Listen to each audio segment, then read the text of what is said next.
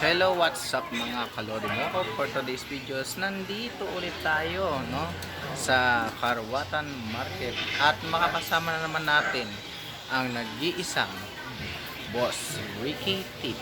Pasok! Ayan. Good morning, Lods. Ito mag-8-mark tayo. 8-mark tayo ngayon. Yan. Mga makukulit mga Lods na mga namimili, isabit ko dito. Isabit. Dito. Mga pa na yung tawad mga Lods. Yun. Isabit ko yung tinga dito. Oo.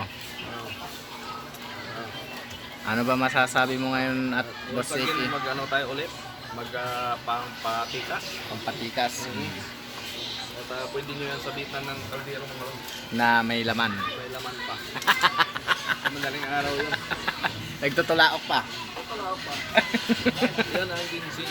Yun. Boss Ricky, interview ko lang. Bakit ba nangihina yung alaga mong pusa? Manihina siya dahil siguro malason siya. Malason siguro sa mga nangayayat siya. Yun. Nagkasakit siya eh. Yun. Eh ano bang ano yan? Hindi mo pa ba nakikita yon? Mamaya hanapin natin at gagamutin natin. Yun. Gamutin namin dalawa. Yun. At ngayon, Boss Ricky, ano bang status mo ngayon sa negosyo mo ngayon? Ayun, medyo matumal ngayon. Bakit daw? Dahil katatapos lang ng handaan. Ngayon, medyo matumal na. At hintay-hintay lang tayong malog. Ba't yung pusa kumakain pala na Skyflex yan?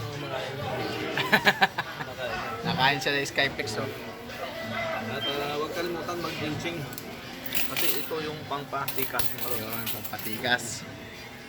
Yan. Wala ka pa yata to ano? Kukonti. Diyan lang muna. At don't forget, kailangan subscribe kayo sa Yun. like, Yun. kaya follow, Yun. Ricky TV, Yun. Alamang at saka Lodi Boko. Yun. Yan mga lods. Yun. So yun nga mga kaloli mo ko.